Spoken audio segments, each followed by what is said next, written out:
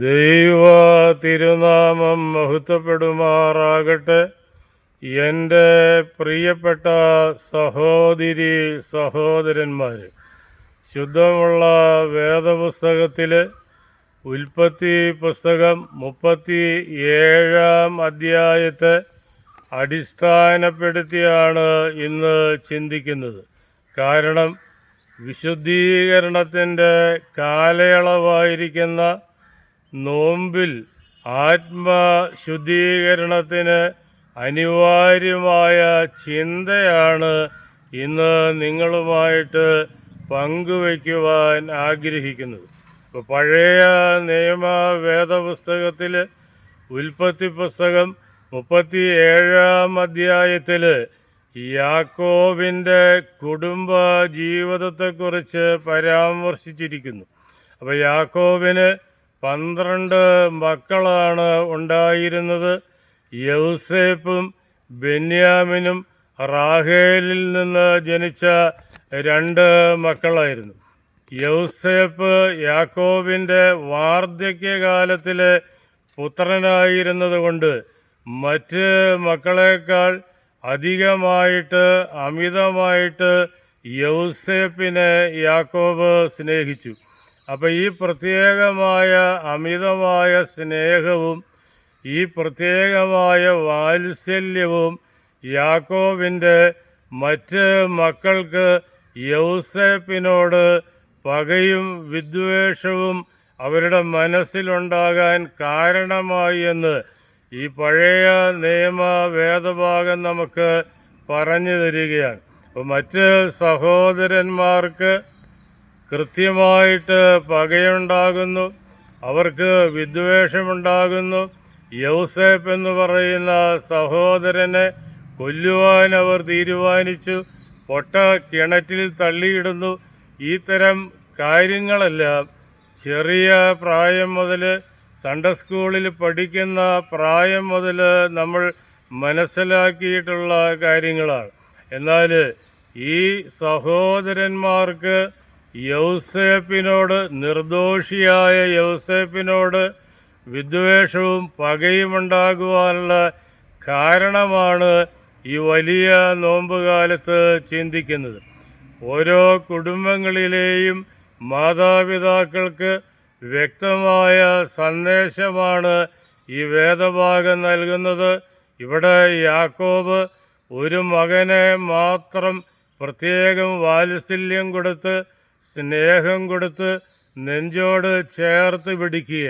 നമ്മുടെ ക്രൈസ്തവ കുടുംബ ജീവിതത്തിൽ എല്ലാ മാതാപിതാക്കളും അറിഞ്ഞിരിക്കേണ്ട ഒരു കാര്യമാണ് കുടുംബത്തിലുള്ള എല്ലാ മക്കളെയും സമഭാവനയോടുകൂടെ കാണുകയും എല്ലാ മക്കളെയും തുല്യരായി കണ്ട് തുല്യ സ്നേഹം പങ്കുവെച്ച് എല്ലാ മക്കളെയും ഒരുപോലെ സ്നേഹിക്കുവാൻ മാതാപിതാക്കൾക്ക് കഴിഞ്ഞില്ല എങ്കിൽ കുടുംബത്തിനകത്ത് പകയുണ്ടാകുന്നു, കുടുംബത്തിനകത്ത് വിദ്വേഷം ജനിക്കുന്നു.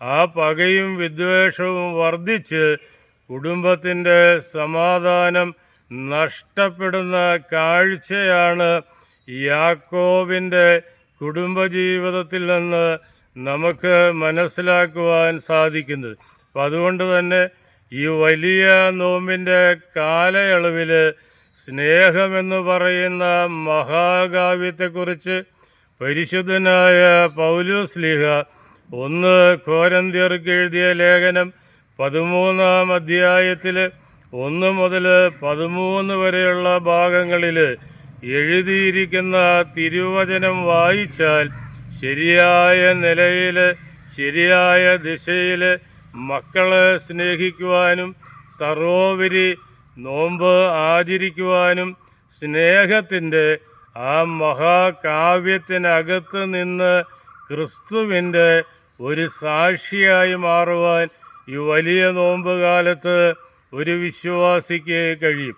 ഈ വലിയ നോമ്പുകാലം എന്ന് പറയുന്നത് സത്യ ക്രിസ്ത്യാനികളെ സംബന്ധിച്ചിടത്തോളം നോമ്പ് ആചരിക്കുന്ന തിരക്കിലാണ്.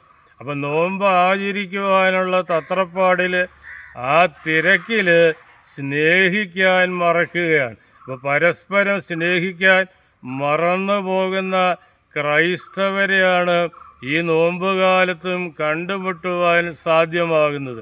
അപ്പം നോമ്പ് ആചരിക്കുന്നതിന് ചില വ്യവസ്ഥകളൊക്കെ സങ്കീർത്തനത്തിൽ വളരെ വ്യക്തമായിട്ട് പ്രതിപാദിച്ചിട്ടുണ്ട്. 19-ാം സങ്കീർത്തനത്തിൽ 14-ാമത്തെ വാക്യത്തിൽ ഇപ്രകാരമാണ് പറഞ്ഞിരിക്കുന്നത്: ഒരു വിശ്വാസി നോമ്പാചരിക്കുവാൻ 3 വ്യവസ്ഥകൾ പാലിച്ചിരിക്കണമെന്ന് 19-ാം സങ്കീർത്തനത്തിൽ 14-ാമത്തെ വാക്യം നമ്മളെ ഉത്ബോധിപ്പിക്കുന്നു. 1, നോമ്പാചരിക്കേണ്ടത് നാവ് കൊണ്ട് നോമ്പാചരിക്കണം. 2, ഹൃദയം കൊണ്ട് നോമ്പാചരിക്കണം. 3-ാമതാണ് ഭക്ഷണം വെടിഞ്ഞിട്ടുള്ള നോമ്പിനെക്കുറിച്ച് പ്രാർത്ഥനകളും വേദപുസ്തകവുമൊക്കെ നമ്മോട് സംസാരിക്കുന്നതെങ്കിൽ കൃത്യമായിട്ട് മനസ്സിലാക്കേണ്ടിയിരിക്കുന്നു. ഈ വലിയ നോമ്പ് കാലത്ത് നോമ്പാചരിക്കുന്നവർ ശ്രദ്ധേയമായ ഈ വേദഭാഗം പഠിച്ച് ഗ്രഹിച്ച് മനസ്സിലാക്കി നോമ്പാചരിക്കണം. 1, നിൻ്റെ നാവ് കൊണ്ട് നോമ്പാചരിക്കണം. 2, നിൻ്റെ ഹൃദയം കൊണ്ട് നോമ്പാചരിക്കണം. 3, മത്സ്യമാംസാദികൾ വെടിഞ്ഞ് ഭക്ഷണം കൊണ്ട് നോമ്പാചരിക്കണം. അപ്പോൾ ഈ വലിയ നോമ്പ് കാലത്ത് സുഹൃത നടപടികളാൽ ഞാനും നിങ്ങളുമൊക്കെ ദൈവ തിരുസന്നിധിയിൽ അലങ്കരിക്കപ്പെടണമെങ്കിൽ, ദൈവത്തിന് പ്രസാദകരമായ നിലയിൽ നോമ്പാചരിക്കാൻ നമുക്ക് കഴിയണമെങ്കിൽ യാക്കോബിൻ്റെ പുസ്തകം 1-ാം അധ്യായത്തിൽ 26-ാമത്തെ വാക്യം പറയുന്നുണ്ട്: നിൻ്റെ നാവിനെ കർശനമായിട്ട് നിയന്ത്രിക്കേണ്ടിയിരിക്കുന്നു.